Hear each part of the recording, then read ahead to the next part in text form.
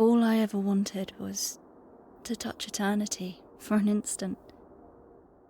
So recently I got this new game called Cairn, or however you pronounce it. And at first I was kinda unsure because it's a game about climbing. I mean, I've never climbed before, so how good could it be? I was unsure, but I gave it a shot after a few days of considering, and it turned out to be one of the most engaging, fun, and immersive experiences I've had in a while. And from the first step I took into that little training area, I knew this was gonna be something good.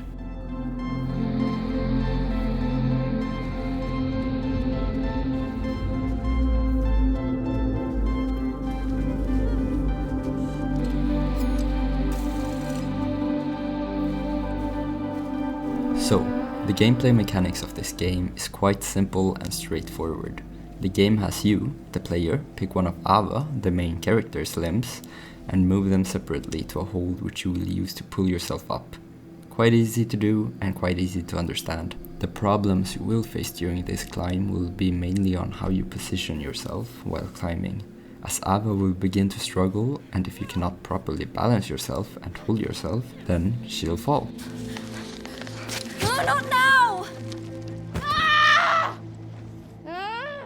This game chooses a unique approach to show you when you're about to lose grip and balance through visual representation where Ava's limbs will begin to shake, her breathing becomes more panicked, and the screen starts to fade into grey. This is a very realistic and unique way of showing you when you've made a mistake or start to struggle, where in other games they might have just put a stamina bar or UI in place. It further increases the game's immersion, and it's small details like this that make Cairn truly special and immersive. The game will also notify you when you've done good, through audio cues which can be identified, like deep thuds when you're climbing, or Ava commenting on that she's in a stable position and got a good grip. Great. Sometimes she'll make sure to also let you know that it's slippery, I'm about to slip. which can help you prevent a fall if you're quick enough. Once you've gone through the tutorial area, you will be greeted with a small mountain called Tenzin. It will help you prepare for Kami, the bigger mountain, and it's here where you will learn and familiarize yourself with the other mechanics this game has to help you on your journey, one of which is the pitons. They are basically a small checkpoint for you during the climb. They hold your rope and prevent you from going all the way down if you fall. And if you fall, you can use it to pull yourself up. But it can also be used to recover stamina and let you use some of the other items, which I'll bring up later. Another cool feature which you will discover is the route review, which zooms you out to get a better view of your surroundings and help you identify potential routes and where you're going. It shows you past progress, where you have struggled, or where you have made it look easy, through a line which will turn green or red depending on. This will be one of the main mechanics you use along the way, as it helps tremendously with tracking where you're going and where you want to go. There is also chalk, which helps your grip. Sometimes it will be the lifeline for you if you're struggling at a certain point or a certain part of a climb if you're about to fall. Lastly, but this will be at a very late stage of the game, where there will be multiple occasions for ice climbing, something that I did not expect coming into this game, but it's a very welcome addition. It functions kind of similarly to the regular climbing, but with an ice pick and ice climbing shoes, and you can even do a 50-50 with ice climbing as you're regularly climbing as well. Very cool. All in all, the climbing feels very well put together and seamless. It offers a satisfying climbing experience and probably the most realistic climbing experience you will find out there, and will also challenge you in a way that no game truly does. Don't be fooled by the easy mechanics. There will be occasions of dread and panic as you try to avoid a fall and lose progress.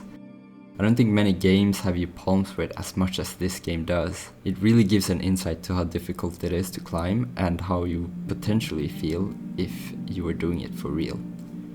The game really puts you in a state of focus and awareness unlike anything else, especially in the hardcore mode where you will question every move and challenge your confidence in every one of them, as there are also no pitons to rely on, so if you fall, you're dead. Other than the climbing aspect, you're also looking after Ava's needs. Just like any other human, she needs food and drinks, along with comfortable temperature. All of these are found along the way to the peak of the mountain, and the game never really gives you too much. It's a perfect balance to keep you going, but never too comfortable. I found that this also incentivizes exploration outside of climbing, where you can find all sorts of places on the mountain like caves and waterfalls, and sometimes they come with hidden items outside the usual food and water, which is super great. The survival mechanics also never get too much in the way of the actual climbing, as long as you don't neglect it altogether. There's quite a nice balance there.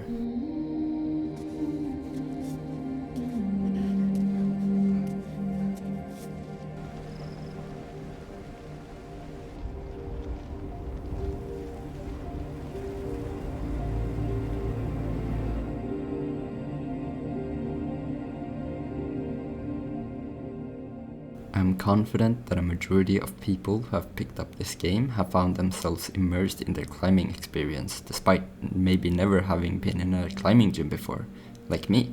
The gameplay is truly one of its kind. Outside of the walls, which you are constantly staring at, there are some incredible sights for you to witness along the way, as the world is beautifully built and filled with many things that just brings it to life, like the animals just going about their day, birds protecting their nests, lakes, waterfalls, old structures with a lot of lore. It really feels like this mountain has history. And speaking of, there are many small notes you can find along the way, which depicts what type of place this was before you came along. It's an interesting read, and they are kept quite short, as they are usually part of a bigger story to be found. You really start to appreciate the mountain for what it is. A home to a lost civilization, and a place where people come to face their ambitions, where they ultimately fail. I'll try to keep the story section as short as possible, as I don't want to spoil it, because the story itself is quite short. The story evolves around Ava, who is on this mountain to, well, climb to the peak, even at the cost of her own life should she fail.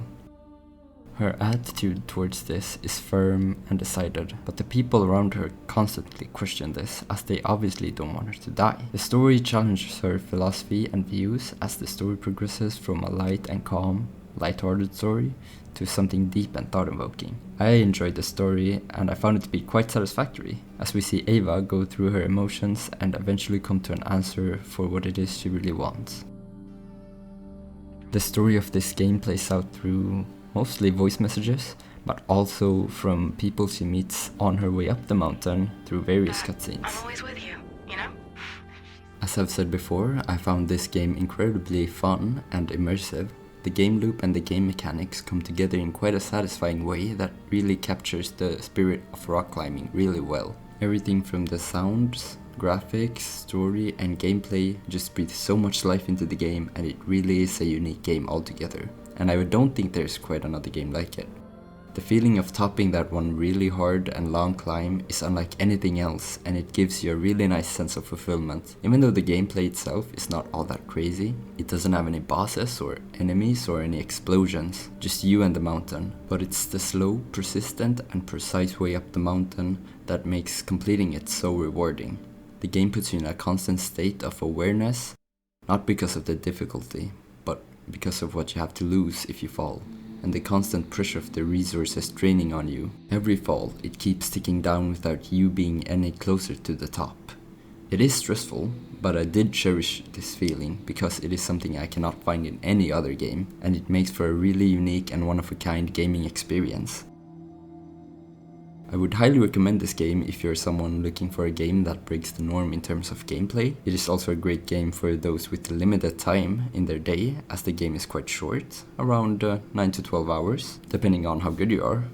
And it gives frequent save spots so you can really quit whenever you want, without too much consequence. And as I've said, the game is slow and methodical. It can be really difficult at times and you will fall, but that is a part of the experience, and if that sounds like something for you, I think that you would most likely not regret buying this.